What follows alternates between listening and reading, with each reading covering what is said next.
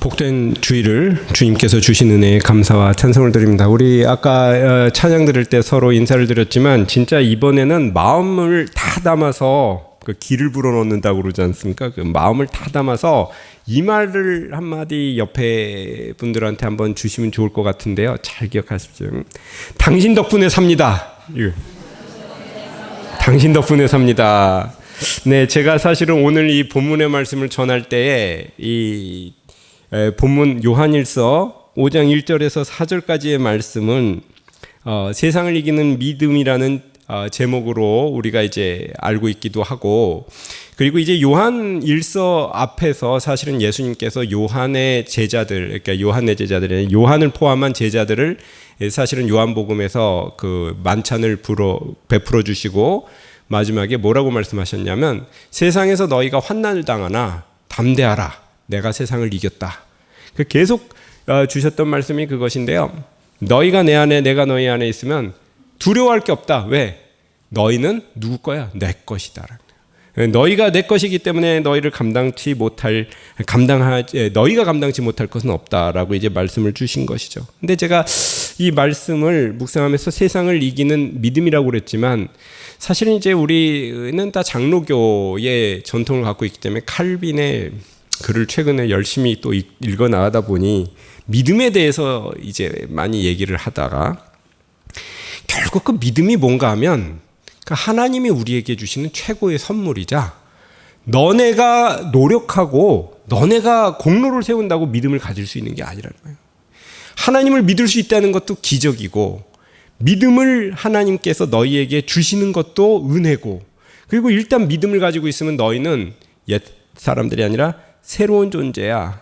그래서 착한 일을 할 수 있어서, 공로를 쌓을 수 있어서 하나님 앞에 인정받는 게 아니라 하나님의 하염없는 은혜와 믿음으로 너희가 은혜를 받고, 그래서 너희가 거듭나면 하나님 앞에 그 성화라고 그러죠. 온전한 삶을 살 수 있는 게, 이게 처음부터 끝까지가 다 하나님 은혜야. 우리가 요 단어만 기억하면 참 인생에 복이 되는데, 모든 것이 하나님 은혜입니다. 이것이죠. 이것이 우리에게 주신 선물입니다. 그런데 이 믿음을 우리에게 주시는 하나님의 은혜, 근데 이 하나님께서 우리에게 믿음을 주심으로 그리스도 안에 있는 새로운 존재가 되도록 만들어 주시는데, 오늘 본문의 말씀을 묵상하면서 무엇이 우리를 복되게 하고 무엇이 우리를 힘을 주시는가.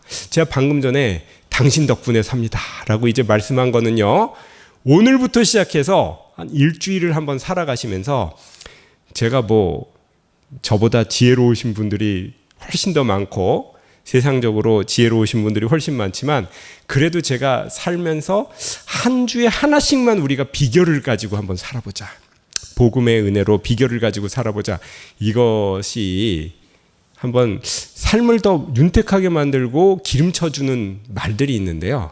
이게 하나님이 우리에게 주신 마음인 것 같아요. 이게 뭐냐면, 앞에 한번 실천해 보자는 거죠. 이제 앞에 계시는 분한테 가족도 좋고요, 직장에 나가서 만나시는 분들도 좋습니다. 대부분 우리나라 사람들은요, 세계 어느 나라 사람들도 그렇지만 때문에라는 말을 참 잘합니다. 너 때문에.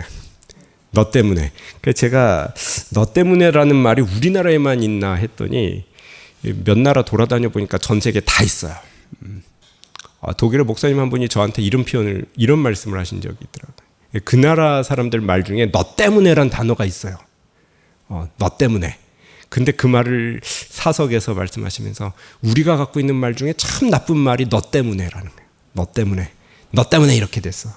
그렇게 얘기하지 말고 당신 덕분에 잘 됐습니다, 이렇게 얘기하면 세상이 얼마나 좋아지겠냐. 근데 우리도 똑같거든요. 대부분 너 때문이에요. 근데 탓이라고 그러죠. 근데 자녀들한테 진정을 담아서 한번 이렇게 얘기하면, 많이들 말씀하죠. 너 때문에 내가 산다. 근데 너 때문에 내가 산다라고 그러면 왠지 좀 자녀 입장에서 볼 때는 부담을 가질 수 있어요. 왜냐하면 이제 부모님이 열심히 사시니까 내가 할 수 없이 살아드려야지, 이렇게. 근데 이렇게 표현하는 것보다 너 덕분에 산다. 부인은 남편 보고 당신 덕분에 삽니다. 부모님 보고 부모님 덕분에 살았습니다. 아이들 보고 너 덕분에 산다. 이게 참 좋은 표현인 것 같아요. 왜냐하면 사실은 우리가 서로 세상을 살아가면서 정말 우리 중요한 게 뭐냐면 내가 잘나서 사는 게 아니라 앞에 계시는 분들 덕분에 살아가는 거예요. 선생은 학생들이 있으니까 학생 덕분에 살아가는 거고, 성도는 목사님 덕분에, 목사님들은 또 성도님 덕분에 서로 자라가는 것입니다. 하나님께서 우리에게 주신 큰 선물이 뭐냐면 이렇게 표현한 거예요. 니네 때문에 내가 십자가 이렇게 표현 안 하시고 내가 사랑하는 너희들 내가 품어줄게. 이게 예수님의 말씀이었어요. 그리고 너희가 서로를 그 은혜로 품어라. 자, 개혁교회에 정말 중요한 단어가 하나 있는데, 저는 요즘에 무슨 생각을 하냐면 개혁교회에서 정말 중요한 교리 중에 사람들이 오늘날 참 잘 얘기를 잘 안 하는 교리 중에 하나가 예정론이래요. 예정에 대해서 얘기하면 좀 캐캐묵었다 이런 얘기를 하는 데가 좀 있더라고요. 그건 좀 아니에요. 예정이라는 단어를 묵상할수록 놀라운 하나님의 은혜가 있고, 그 예정이라는 단어는 사실 그 뒤에 무슨 단어가 있냐면 작정이라는 단어가 있습니다. 작정. 이걸 라틴어 단어 잘 안 쓰지만 데크레툼이라는 단어를 쓰는데, 하나님은 뭘 하셨냐? 작정하셨다. 작정. 뭘 작정하셨냐? 너희를 내가 자식으로 품어줄게. 이거예요. 그리고 나는 너희의 아버지가 될게. 이게 작정이에요. 그래서 하나님은 우리를 어떻게 하시기로 했냐면 받아주시기로 작정을 한 겁니다. 그리고 우리는 그 다음에 어떻게 하시기로 했냐면 끝까지 우리를 데려가시기로 작정을 하셨습니다. 주님의 거룩한 모습으로 데려가시기로 작정하셨습니다. 이걸 다른 말로 얘기해서 사랑이라고 얘기합니다. 내가 너를 위해서 내가 내어주고 너를 있는 그대로 받아주고, 그래서 너 덕분에 내가 살아간다. 이것을 우리가 서로 고백할 때에 우리에게 기쁨이 있을 줄로 우리가 믿는 것입니다. 서로를 위해서 받아주는 것보다 더 큰 게 없어요. 우리 사람은 무엇으로 살아가는가? 제가 이제 최근에 누가 그 얘기를 하는데, 사람은요 인정을 받기 위해서 살아갑니다. 성공 때문에 살아가는 게 아니에요. 성취 때문에 살아가는 게 아니에요. 제가 주변에 보면 1등 깨나 했다는 사람 많이 받고, 이른바 명문대학 출신이라는 사람들은 수도 없이 받고, 뭐 세계에서 잘 나갔다는 사람들도 수도 없이 받는데, 사람들은 다 앞으로 달려가기 위해서 살아가고 자기가 뭔가 성취하려고 살아갑니다. 돈을 벌려고 살고 권력을 가지려고 살고 그러는데, 나중에 보면 올라갈수록 공허해져요. 왜 공허해지냐? 사람은 성공으로 사는 게 아닙니다. 받아줌과 인정으로 살아가는 겁니다. 이기려고만 하면 끝없이 앞에 목표가 있게 돼 있고 경쟁 상대가 있으면 이기려고 그러는데, 그 이기려고만 하던 것들이 피폐해지면 사람들이 무너지기 시작을 합니다. 그래서 사람들은 되게 단순한 데서 자기 마음을 열어봐요. 어떤 부분에서 열어줍니까? 너를 있는 그대로 받아줄게. 넘어서 너 덕분에 내가 산다. 요거 요즘에 제일 나쁘게 쓰는 놈들이 누구냐면 이단 애들이 이거 쉽게 사용합니다. 사람들 마음이 이렇게 녹여가면서.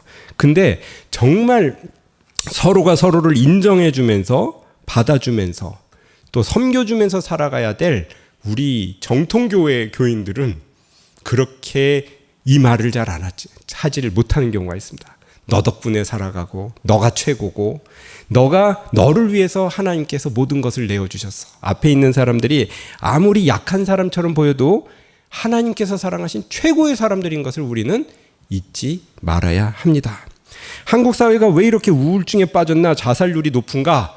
전 세계 어디를 돌아다녀도요, 우리나라 사람들만큼 똑똑한 사람들 별로 없어요. 유대인 빼고는 제일 똑똑하다고 그러는데 유대인보다 똑똑한 것 같습니다.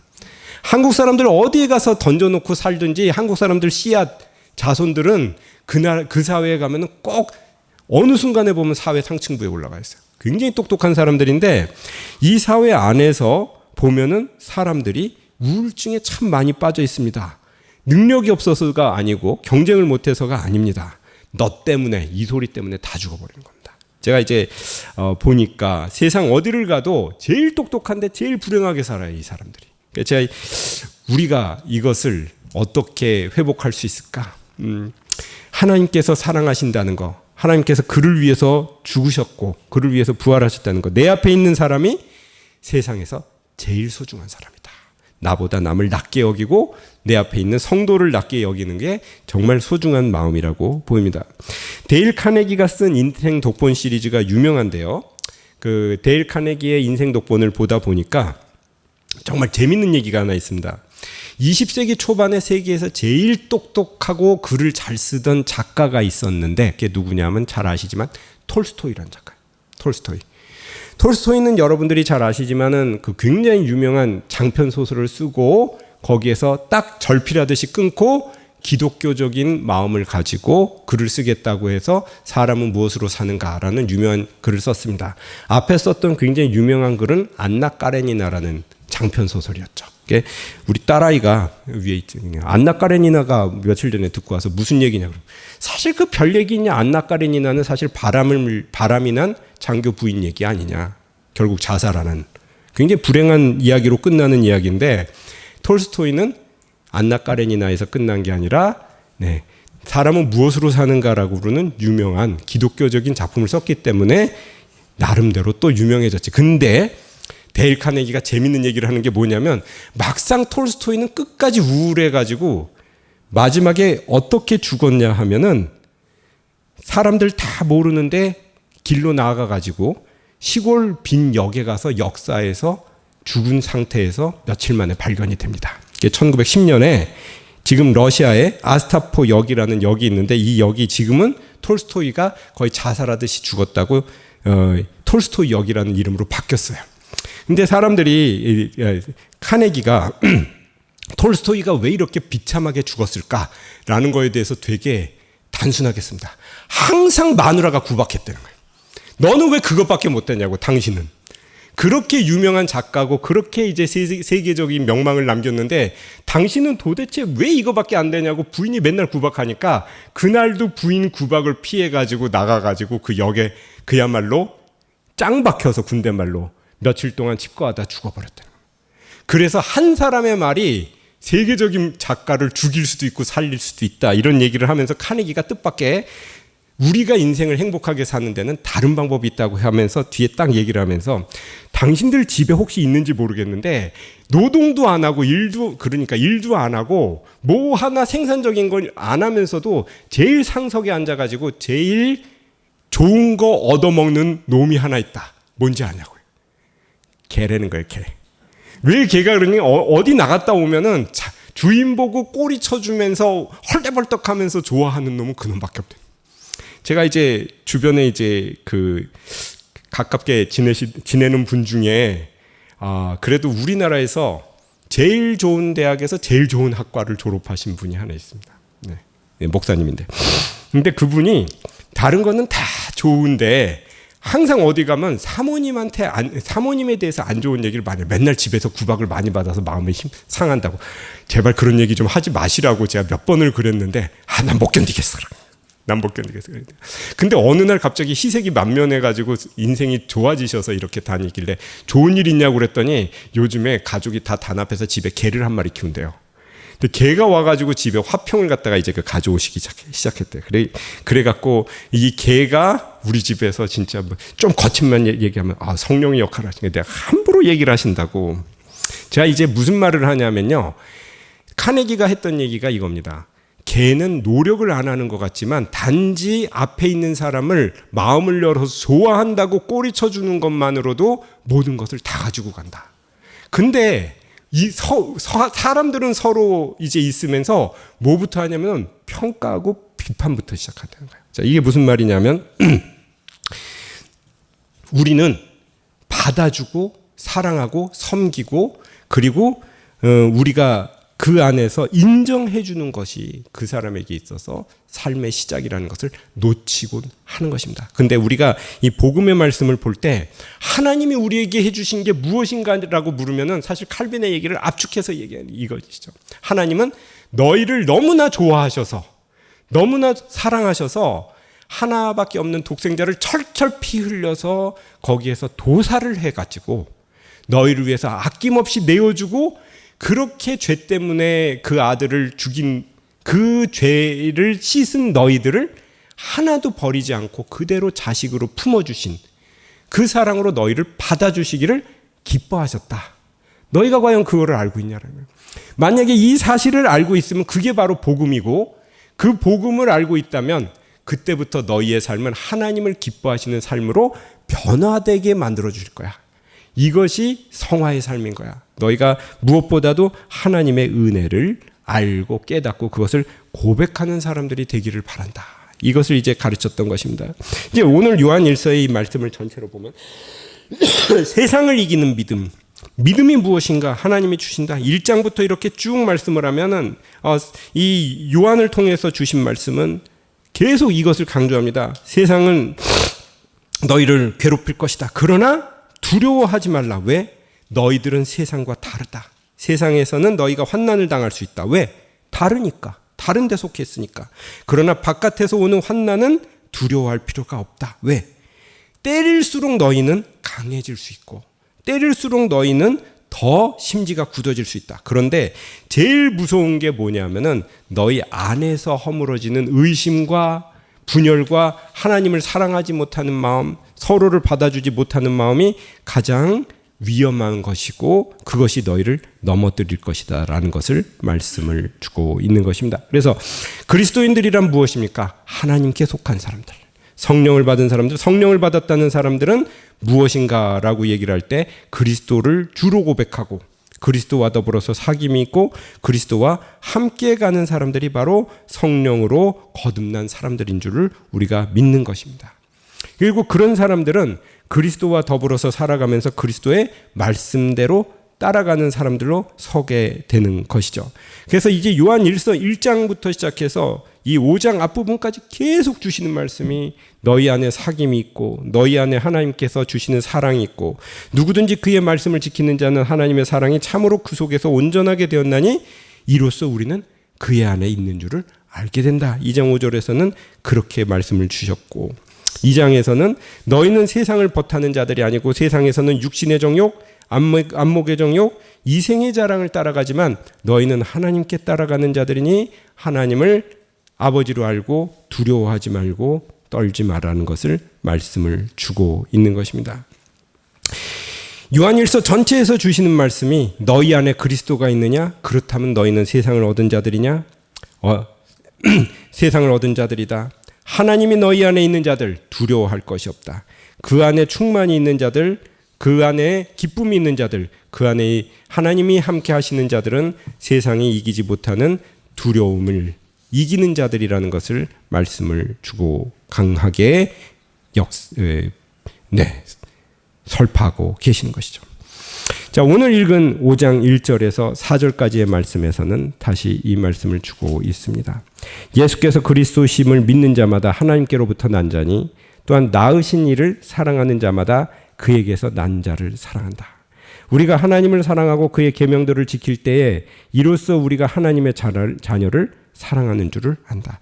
세상에서 있는 것 중에 가장 우리를 붙들고 흔들지 않을 것이 하나님이 우리를 사랑하셨다라는 믿음의 고백을 우리가 하는 것이요, 우리가 또한 마음을 열어서 하나님을 사랑할 때 주님께서는 우리에게 늘 일어서서 설 수 있는 힘을 주실 줄로 우리는 믿습니다.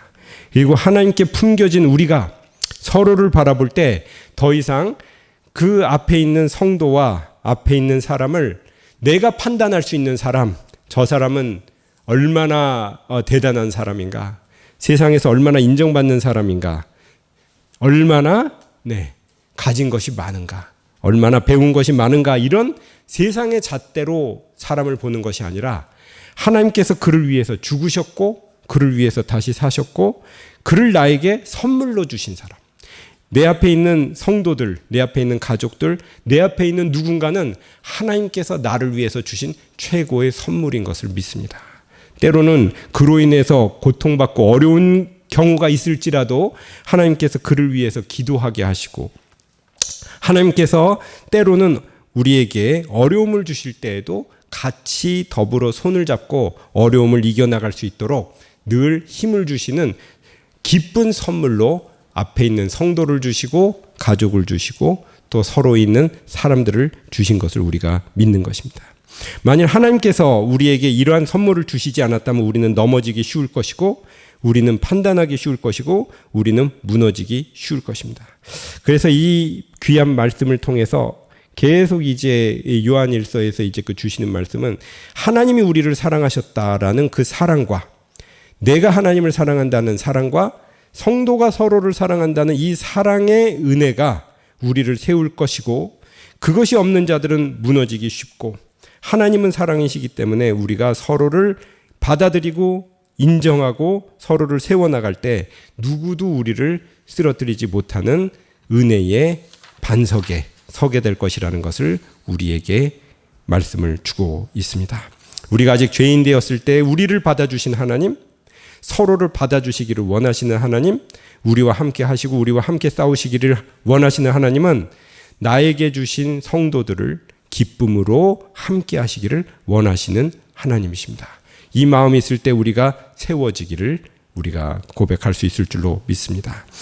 오늘 이제 결론의 말씀을 맺습니다. 하나님께서 받아주시는 작정, 하나님께서 우리를 품어주시겠다는 작정이 우리를 여기까지 세워주셨고 앞으로도 인도해 주실 줄로 믿습니다.